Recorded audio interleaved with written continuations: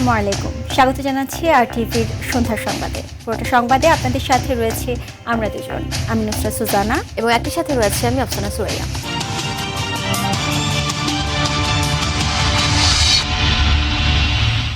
নির্বাচন নিয়ে একটি গোষ্ঠী এখনও ষড়যন্ত্রে লিপ্ত।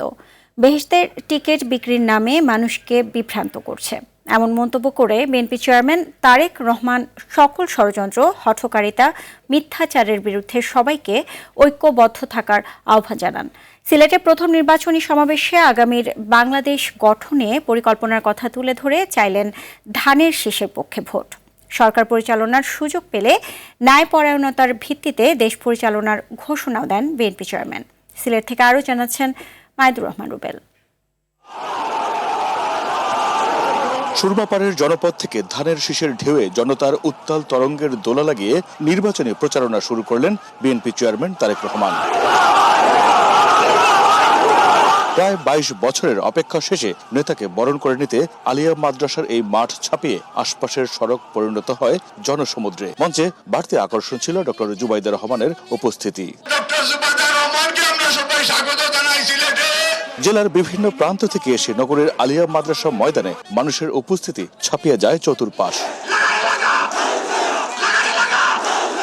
জনতার স্রোতের উদ্দেশ্যে তারেক রহমান বলেন, এই অঞ্চলের মানুষের সংকট সমাধানে অতীতেও কাজ করেছে বিএনপি। স্মরণ করেন ইলিয়াস আলী সহ গুম খুন হওয়া মানুষদের। যারা এই দেশ থেকে পালিয়ে গিয়েছে 1 বছর আগে, তারা এই দেশের মানুষের ভোটের অধিকার কেড়ে নিয়েছিল।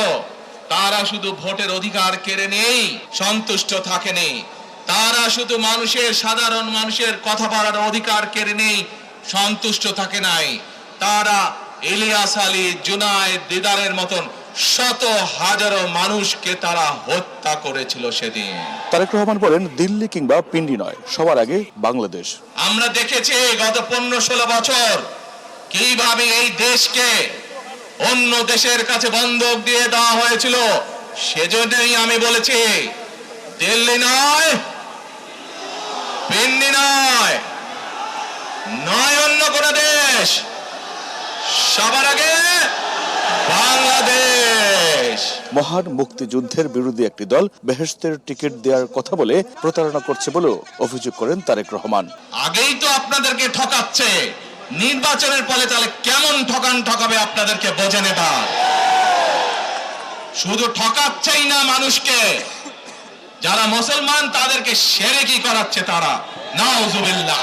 যারা দেশকে নিয়ে ষড়যন্ত্র করছে তাদের বিরুদ্ধে কড়া বার্তা আসে এই নির্বাচনী সমাবেশে। তারেক রহমান মনে করিয়ে দেন, অধিকার কেড়ে নেয় আওয়ামী লীগের পরিণতির কথা। মধ্যপ্রাচ্য সহ বিভিন্ন দেশে পোস্টাল ব্যালট যেগুলো পাঠানো আছে সেগুলোকে কিভাবে ডাকাতি করা হয়েছে, ঠিক যারা এই দেশ থেকে পালিয়ে গেছে তারা যেভাবে আপনাদের ভোট ডাকাতি করেছিল, ঠিক একইভাবে আবার সেই ষড়যন্ত্র শুরু হয়েছে। সেই ষড়যন্ত্রের বিরুদ্ধে সজাগ থাকতে হবে।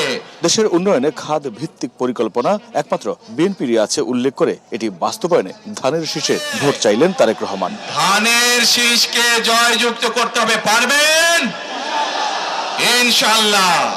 দলের প্রথমে পূর্ণভূমি সিলেট থেকে আনুষ্ঠানিক নির্বাচনের প্রচারণা শুরু করল BNP. BNP chairman Tarique Rahman BNP মনোনীত এবং সমর্থিত সকল প্রার্থীর পক্ষে চাইলেন ভোট। বলেন, জনগণের ভোটে নির্বাচিত হলে বিএনপি কোনো মিথ্যে প্রতিশ্রুতি নয়, কল্যাণমুখী একটি রাষ্ট্র গঠন করতে চান তারা। একই সাথে বিদেশের স্বার্থ নয়, নিজের দেশের স্বার্থ সবার আগে সমুন্নত রাখতে চায় বিএনপি। সিলেটের আলিয়া মাদ্রাসা মাঠ থেকে মাইদুর রহমান রুবেল, RTV। বিএনপির প্রোটোকল নিয়ে যারা উস্কানিমূলক কথা বলছে তাদেরকে 3 গুণ বাড়িয়ে প্রোটোকল দিতে প্রধান উপদেষ্টার প্রতি আহ্বান জানিয়েছেন বিএনপি চেয়ারম্যান তারেক রহমান। বিএনপির উদ্দেশ্যে দেশের মানুষের ভোটাধিকার নিশ্চিত করা। সন্ধ্যায় সিলেটের হবিগঞ্জে নির্বাচনী জনসভায় একথা বলেন তিনি। বিস্তারিত আব্দুর রহিমের রিপোর্টে। নির্বাচনী প্রচারণায় সিলেটের হবিগঞ্জে যান তারেক রহমান। সেখানে প্রার্থীদের পরিচয় করিয়ে দিয়ে বলেন, এই মানুষগুলোকে ভোট দিয়ে সংসদে পাঠাবেন, এটা আপনাদের অঙ্গীকার। জনগণের ভাগ্য পরিবর্তন করতে হলে 12 তারিখ তাহাজ্জুদ নামাজ পড়ে সবাই ভোট কেন্দ্রের সামনে গিয়ে ফজর নামাজ পড়ে ভোট দেওয়ার আহ্বান করেন তারেক রহমান। তাহাজ্জুদের নামাজ পড়তে হবে, তাহাজ্জুদের নামাজ পড়ে প্রস্তুতি নেবেন, ভোট কেন্দ্রের সামনে গিয়ে জামাত করে ফজরের নামাজ আদায় করবেন। তারপরে 7টা থেকে যখন ভোট শুরু হবে সাথে সাথে ভোট দেওয়া শুরু করবেন আপনারা। কারণ প্রিয় ভাই বোনেরা, 15-16 প্রায় 16 বছর সময়, 16 বছরে দেশের সবকিছু ছারখার হয়ে গিয়েছে। আমরা দেখেছি আমাদের প্রত্যেকটি রাষ্ট্রের প্রত্যেকটি প্রতিষ্ঠানকে নষ্ট করে দেওয়া হয়েছে। এছাড়াও দুর্নীতিমুক্ত বাংলাদেশ গড়তে সবাইকে এগিয়ে আসতে হবে এবং দেশ পরিচালনায় ভোটের মাধ্যমে সিদ্ধান্ত নিতে হবে বলেও জানান তিনি। এই দুর্নীতিকে যদি কন্ট্রোল করতে হয়, এই দুর্নীতিকে যদি দমন করতে হয়, এই দুর্নীতি থেকে যদি এই দুর্নীতির করাল গ্রাস থেকে যদি দেশকে রক্ষা করতে হয়, তাহলে জনগণকে এগিয়ে আসতে হবে। ঠিক? দেশটা কার? কারো ব্যক্তি সম্পত্তি না, কার এই দেশ? জনগণের দেশ। এর আগে বিএনপির প্রোটোকল নিয়ে যারা উস্কানিমূলক কথা বলেছে তাদেরকে 3 গুণ বাড়িয়ে প্রোটোকল দিতে প্রধান উপদেষ্টার প্রতি আহ্বান জানিয়েছেন তারেক রহমান। আজ তারা বলছে অমুককে দেখেছেন, তমুককে দেখেছেন, আমাদেরকে দেখেন এবার, বলছে না? আরে ভাই, আপনাদেরকে তো মানুষ 71 সালেই দেখেছে, ইতিহাস মুছে ফেলা যায় না। 71 সালে মানুষ দেখেছে আপনারা কিভাবে দেশের বিপক্ষে অবস্থান নিয়েছেন, তারপরে লক্ষ লক্ষ মা বোনের সম্মানহানি হয়েছে। 71 সালে দেশের মানুষ দেখেছে আপনাদের ভূমিকার কারণে এই দেশের লক্ষ লক্ষ শহীদ মুক্তিযোদ্ধা শহীদ হয়েছেন, অনেক মানুষ পঙ্গু হয়েছে। আমাদেরকে যেই নিরাপত্তা দিয়েছেন, আমরা আপনাদের অনুরোধ জানাচ্ছি সরকারকে, বিএনপির পক্ষ থেকে, লাখো জনতার পক্ষ থেকে তাদের প্রোটোকল দরকারের 3 ডবল করে দেন। কারণ তাদের প্রোটোকল 3 ডবল করে দেন, কারণ তারা মানুষকে বিভ্রান্ত করছে এবং মানুষ এটা জানতে পেরে মানুষ তাদের উপরে ক্ষিপ্ত হচ্ছে। আমরা চাই না মানুষ ক্ষিপ্ত হয়ে মানুষ কিছু করে বসুক তাদেরকে। জামাতের মিথ্যা ও বিভ্রান্তিমূলক বক্তব্যের কারণে মানুষ ক্ষিপ্ত হয়ে তাদের উপর হামলা করতে পারে বলে আশঙ্কা প্রকাশ করেন তিনি। দেশের মালিক আল্লাহ তাআলা, কে কোথায় যাবে সেটা সিদ্ধান্ত একমাত্র আল্লাহ তাআলা নেবে। তাহলে যারা গিয়ে বলে যে তাদেরকে ভোট দিলে বেহেশতে যাবে, এটা কি হতে পারে? মুনাফিকি না, এটা রীতিমতন শিরকি আল্লাহর সাথে তারা তুলনা করছে। কাজেই 71 সালে তারা তো মানুষ হত্যা করেইছে, এখন তারা আবার বহু মানুষকে বিভ্রান্ত করে তারা শিরকির অংশীদার করছে। আব্দুর রহিম, RTV, ঢাকা। দর্শক, তারেক রহমানের গাড়িবহরের সাথে যুক্ত হচ্ছেন মাইদুর রহমান রুবেল। রুবেল, তারেক রহমানের নির্বাচনী বক্তব্যের বিশেষ দিক এবং জনসভার সবশেষ তথ্য আমাদেরকে বিস্তারিত জানাবেন। সুজনা, আমরা 3টি সমাবেশ শেষ করেছি ইতিমধ্যে। সিলেট, মৌলভীবাজার এবং সবশেষ হবিগঞ্জের সমাবেশটি শেষ করে আমরা রওনা করেছি, গাড়ি বহরের সাথেই আছি। এরপরের সমাবেশটি হবে ব্রাহ্মণবাড়িয়ায়, অর্থাৎ সিলেট বিভাগে এই 3টি সমাবেশ করতেই মূলত দিন শেষ হয়ে গেছে, রাতও হয়ে গেছে এবং এরপরে আরও 4টি সমাবেশে যোগ দেবেন তারেক রহমান, যোগ দেওয়ার কথা। এর পরেরটি ব্রাহ্মণবাড়িয়ার পরেরটি ভৈরবের পর নরসিংদী, তারপর নারায়ণগঞ্জ। 4টি পথসভা করার কথা রয়েছে এবং প্রত্যেকটি পথসভা আসলে পথসভা আসলে নেই। আমরা যেটি দেখেছি যে সকাল থেকেই সিলেট থেকে শুরু করে এখন পর্যন্ত যে 3টি জনসভা হয়েছে, সবকটি জনসভায় কানায় কানায় পূর্ণশীল ছিল বিএনপির নেতাকর্মীরা এবং তারেক রহমান সবশেষ যে জনসভাটিতে বক্তব্য দিয়েছেন, তিনি সেখানে যেটি বলেছেন ধানের শীষের পক্ষে ভোট চাইছেন। ভোট চেয়ে তিনি বলেছেন যে আগামীর বাংলাদেশ বিনির্মাণ করতে হলে বিএনপিকেই ভোট দিতে হবে, ধানের শীষের ভোট ছাড়া আসলে কেউই আসলে এই বাংলাদেশ নতুন করে গড়তে পারবে না। নতুন বাংলাদেশ গড়ে তোলার জন্য মূলত ধানের শীষকে ভোট দিতে হবে এবং তার দলের মনোনীত সমর্থিত যেসব প্রার্থী তাদের কিন্তু তারেক রহমান পরিচয় করে দিয়েছেন এই সমাবেশে।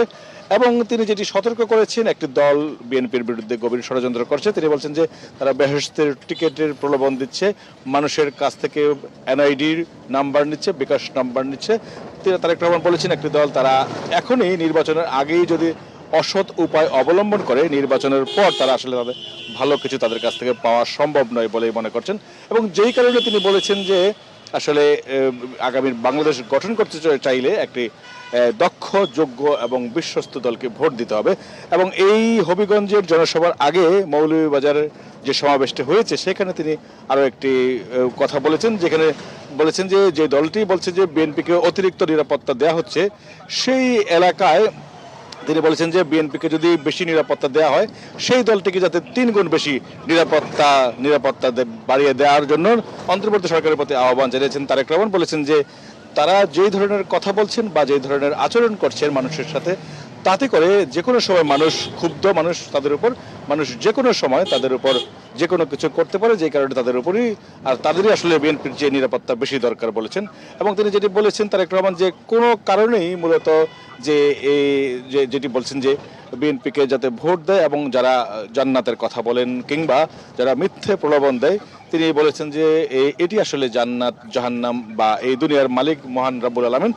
সেই কারণেই যারা এই সব কথা বলে তারা আসলে তাদেরকে আসলে শিরক করার কথা বলেছেন তারেক রহমান, যে তারা আসলে শিরক করছেন, শিরক করার পরিণতি কি সেটির কথাও তিনি বলেছেন। তবে তিনি আরো একটি কথা বলেছেন, যারা অতীতে ছিল তাদের কিন্তু পালিয়ে যেতে হয়েছে ভারতে, এবং যারা এই ধরনের কাজ করবেন তাদের জন্য আসলে বাংলাদেশ নয়। তিনি যেটি বলেছেন যে বাংলাদেশের মানুষ চায় যে স্বস্তিতে থাকতে, এবং তার জন্যই তিনি বেশ কিছু প্রকল্পের কথা বলেছেন, বেশ কিছু পরিকল্পনার কথা বলেছেন।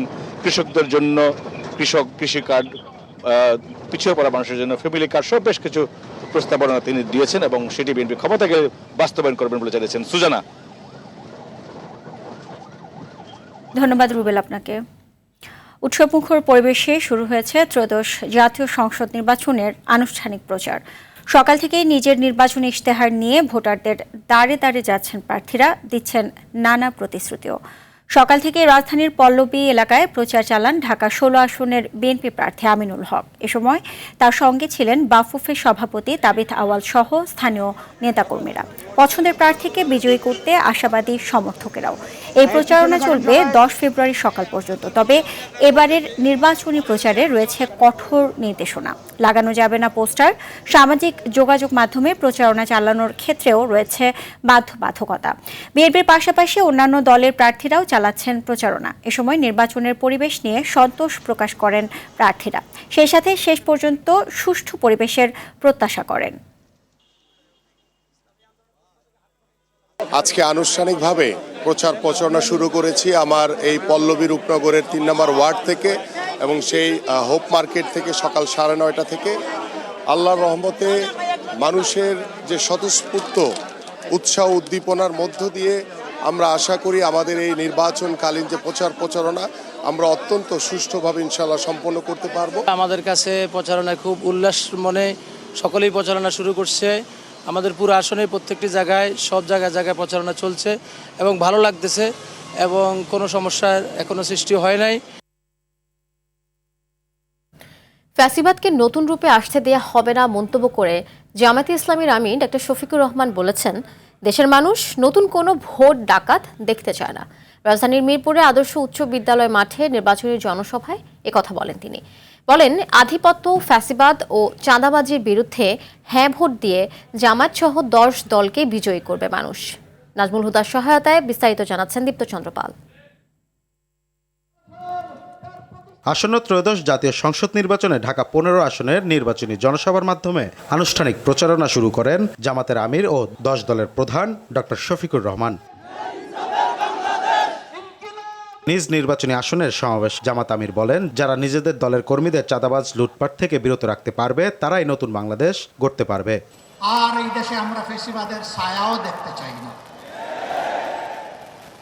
ফ্যাসিবাদ এখন যদি নতুন কোনো জামা পরে আমাদের সামনে আসে, 5 আগস্ট যে পরিণতি হয়েছিল সেই নতুন জামা পরা ফ্যাসিবাদের একই পরিণতি হবে। যারা নিজেদের দলের লোকদেরকে চাঁদাবাজি, দখল বাণিজ্য, মামলাবাজি, দুর্নীতি এগুলা থেকে নিজের কর্মীকে যারা বিরত রাখতে পারবে, আশা করি আগামীর বাংলাদেশ তারা জনগণকে উপহার দিতে পারবে। ফ্যামিলি কার্ডের মাধ্যমে জনগণ আবারও দুর্নীতি ও বৈষম্যের শিকার হবে বলে মন্তব্য করেন তিনি। আমরা ওই ধরনের কোনো কার্ডের ওয়াদা দিচ্ছি না। 2000 টাকা দিয়ে একটা পরিবারের কোনো কিছু সমাধান হবে? আর আমার ভাই নাহিদ ইসলাম বলেছে তাতে আবার ভাগ বসিয়ে দেওয়া হবে। খাজনা আগে, তারপরে অন্যটা। জনসভায় নাগরিক পার্টির আহ্বায়ক নাহিদ ইসলাম বলেন, নির্বাচন সুষ্ঠু হওয়ার কোনো বিকল্প নেই, এজন্য নির্বাচন কমিশনকে নিরপেক্ষ ভূমিকা রাখার আহ্বান জানান তিনি। 12 ফেব্রুয়ারি নির্বাচন সুষ্ঠু হতে হবে। নির্বাচন সুষ্ঠু হওয়া ছাড়া এর কোনো বিকল্প নাই। অন্য কোনো প্ল্যান কাজে দিবে না। নির্বাচন সুষ্ঠু হওয়ার জন্য নির্বাচন কমিশনকে নিরপেক্ষ আচরণ করতে হবে। জনসভায় বক্তারা ন্যায় ও ইনসাফের বাংলাদেশ গড়ার অঙ্গীকার করেন। দীপ্তচন্দ্র পাল, RTV, ঢাকা। আসন্ন ত্রয়োদশ জাতীয় সংসদ নির্বাচন উপলক্ষে আগামী 11 ফেব্রুয়ারি সাধারণ ছুটি থাকবে বলে জানিয়েছেন প্রধান উপদেষ্টার প্রেস সচিব শফিকুল আলম। বিকেলে রাজধানীর ফরেন সার্ভিস একাডেমিতে সমসাময়িক ইস্যুতে করা সংবাদ সম্মেলনে এ তথ্য জানান তিনি।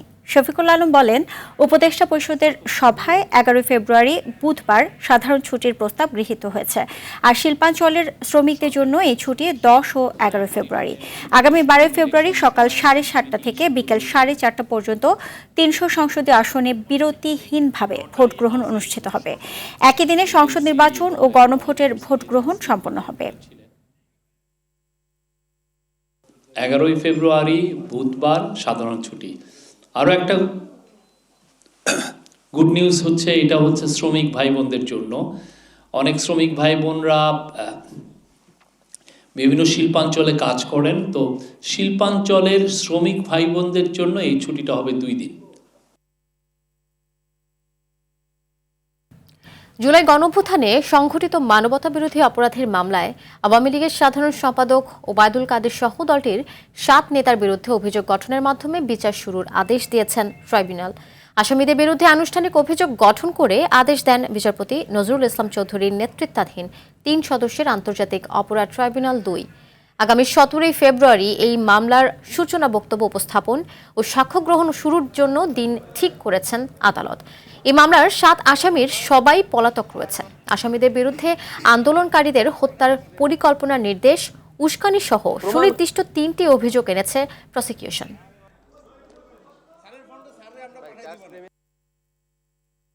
প্রমাণ করার জন্য প্রসিকিউশনের কাছে অকাট্য দলিল রয়েছে, যেটা ডকুমেন্টারি এভিডেন্স, যেটা ভিডিও অ্যান্ড অডিও এভিডেন্স এবং মৌখিক সাক্ষী আমাদের কাছে আছে। এজন্য সারা দেশে সংগঠিত 1400 হত্যা এবং 25,000 আহত করার অভিযোগ তাদের বিরুদ্ধে আনা হয়েছে।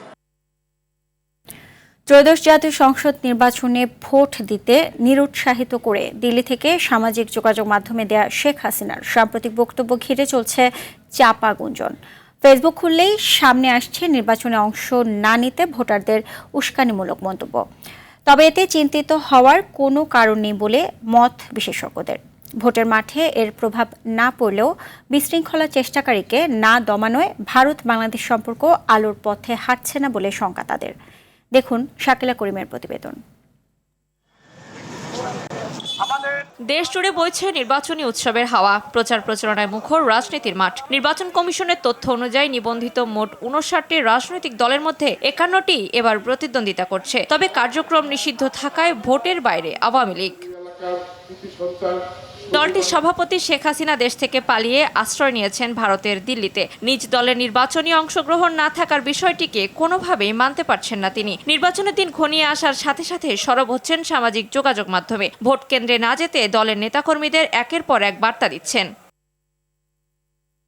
নির্বাচন বিশ্লেষকরা বলছেন, দেশে থাকা শেখ হাসিনার ভক্ত নেতাকর্মীরা ভোটের প্রশ্নে এখন 3 ভাগে বিভক্ত। আওয়ামী লীগের একটা সমর্থক আছে, এটা তো অস্বীকার করার কোনো সুযোগ নেই। এবার আওয়ামী লীগের ভোটটা হয়তো কয়েকটা ভাগে ভাগ হবে। কিছু লোক ভোট দিতে যাবে, তারা বিভিন্ন দলকে, তাদের পছন্দের দলকে, প্রার্থীকে ভোট দেবে। কিছু লোক ভোট কেন্দ্রে গিয়ে, যেখানে নো ভোট যেহেতু নাই, সেখানে তো ব্যালটটাকে নষ্ট করে ফেলবে প্রতিবাদ হিসেবে। আবার কিছু লোক ভোট কেন্দ্রেই যাবে না। সো এইভাবে 3টা ভাগে বিভক্ত হবে, অ্যাটলিস্ট 3টা ভাগে বিভক্ত হবে। আসন্ন নির্বাচনে তার বক্তব্য কোনো প্রভাব ফেলবে না বলে মনে করেন তিনি। দলের প্রতি খুব লয়াল, বিশ্বস্ত, তার এটা শোনা স্বাভাবিক, এটা অস্বাভাবিক না। বাট এটা আমার কাছে মনে হয় যে পার্সেন্টেজটা খুব বেশি হবে না, ভোটের পার্সেন্টেজ হয়তো কমে যাবে একটু। আর নিরাপত্তা বিশ্লেষকরা বলছেন, শেখ হাসিনার এই ঔদ্ধত্যপূর্ণ আচরণকে প্রশ্রয় দিয়ে বাংলাদেশের সাথে সম্পর্ক আরও প্রশ্নবিদ্ধ করছে সে দেশের সরকার। সাক্ষাৎকার দিচ্ছে, আপনি একটা ফিজিটিভকে রেখে দিয়েছেন, উনি কনভিক্ট, তার এগেনস্টে একটা রায় হয়েছে। আপনি সেই কনভিক্ট একজনকে আইন বহির্ভূতভাবে তাকে আশ্রয় দিয়েছেন। এইটা একটা অপরাধ, আন্তর্জাতিক আইনেও আপনি অপরাধ করছেন। তার উপরে আবার কনভিক্টকে আপনি অ্যালাউ করছেন যে আপনি মিডিয়াতে দেন। সাক্ষাৎকার দেন, এইটা কি দুই দেশের সম্পর্ক উন্নয়নের জন্য ভালো হবে? শেখ হাসিনার নানা বক্তব্যকে কেন্দ্র করে এ পর্যন্ত বেশ কয়েকবার ভারত সরকারের দৃষ্টি আকর্ষণ করেছে বাংলাদেশ। তলব করা হয়েছে ঢাকায় অবস্থানরত ভারতীয় কূটনীতিককেও, তবে সেসবে কোনো গুরুত্ব দেয়নি প্রতিবেশী দেশটির সরকার।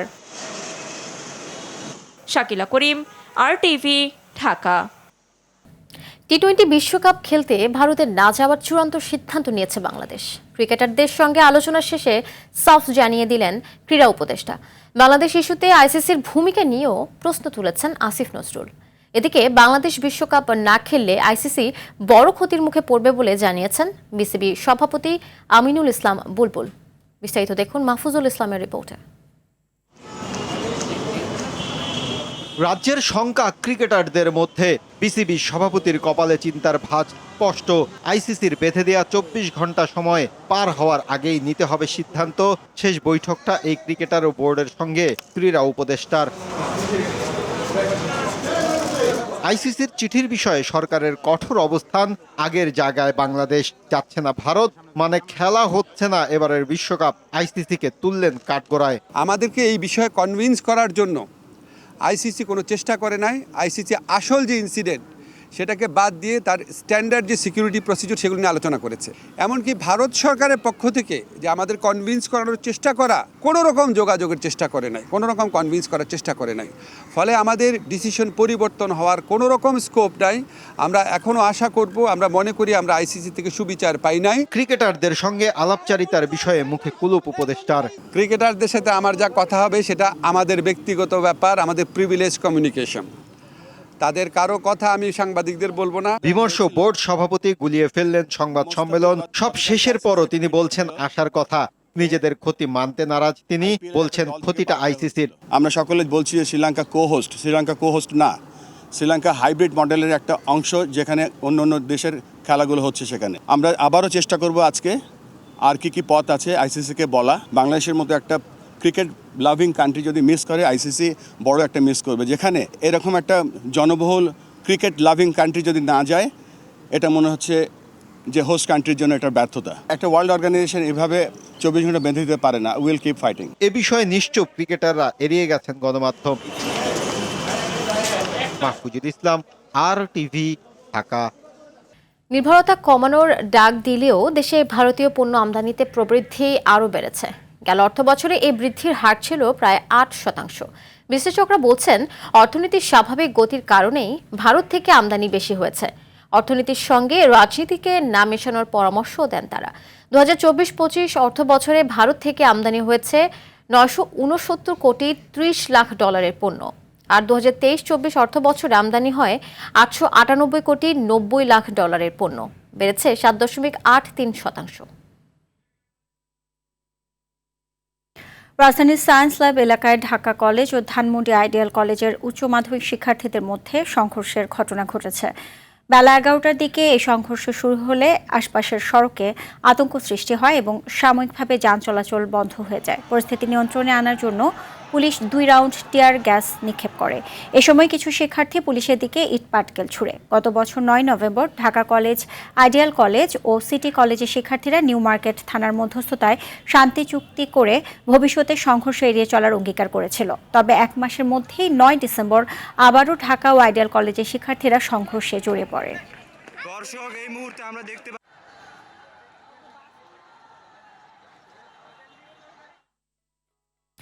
কুড়িগ্রামের নাগেশ্বরীতে দুস্থ, অসহায়, প্রতিবন্ধী ও তৃতীয় লিঙ্গের মানুষের মাঝে শীতবস্ত্র বিতরণ করেছে ইন্সপিরেশন ওয়েলফেয়ার সোসাইটি। আইটিভি সহযোগিতায় নাগেশ্বরীর বিষ্ণুপুর চরাঞ্চলে প্রায় 200 শীতার্ত মানুষের মধ্যে কম্বল বিতরণ করা হয়। সংগঠনটির এসব সহযোগিতা কার্যক্রমকে সাধুবাদ জানায় স্থানীয় প্রশাসন সহ জনপ্রতিনিধিরা। তীব্র শীতে শীতবস্ত্র হাতে পেয়ে খুশি চরের মানুষ। এখন মনে করেন ঠান্ডা দিনত কম্বল পাতি শান্তি মতন ঘুম পাড়ব। আমরা তৃতীয় লিঙ্গের লোক, আমরা যে মানুষের কাছে দাঁড়ে দাঁড়ে হাত পেতে খাই। এই যে আজকে আমার ভাই ডাকছে কম্বল দিতে, যে আমরা কম্বল পেয়েছি। রোজার আগেই এলপিজি সংকট সমাধান হবে বলে আশ্বাস দিয়েছেন বিদ্যুৎ, জ্বালানি ও খনিজ সম্পদ উপদেষ্টা মোহাম্মদ ফাজুল কবির খান। তিনি বলেন, রমজান শুরুর আগেই এলপিজি সংকট কাটাতে ইরানের বিকল্প উৎস থেকে আমদানি করা হচ্ছে। বেসরকারি খাতের পাশাপাশি বাংলাদেশ পেট্রোলিয়াম কর্পোরেশন বিপিসিও আমদানি অব্যাহত রাখবে। বুধবার সচিবালয়ে সরকারি ক্রয় সংক্রান্ত উপদেষ্টা পরিষদের সভা শেষে সাংবাদিকদের এসব কথা বলেন তিনি। বাজারে এলেও এলপিজি সরবরাহ সংকট রয়েছে দাবি করে উপদেষ্টা বলেন, অসাধু ব্যবসায়ীরা এটার সুযোগ নিয়েই দাম বাড়িয়েছে। এলপিজির ব্যাপারে সঙ্গে যে হিসাব ওরা দিছে এটা যদি সত্যি হয়, কারণ এটা তো প্রাইভেট সেক্টরের ব্যাপার, তো এই হিসাবটা সত্য হলে আমরা আশা করতেছি যে এটা রমজানের আগে এটাই হবে। আর পাশাপাশিভাবে আমরা বিপিসিকে অনুমতি দিছি। এখন কি এখানে দুই ধরনের আছে, যারা নিজেরা আমদানি করে এবং সবকিছু বটলিং, আমদানি থেকে বটলিং পর্যন্ত সবকিছু করে। সন্ধ্যার সংবাদে পর্যন্তই। রাতের সংবাদ 11:15 দেখার আমন্ত্রণ রইল। ধন্যবাদ সবাইকে। ধন্যবাদ।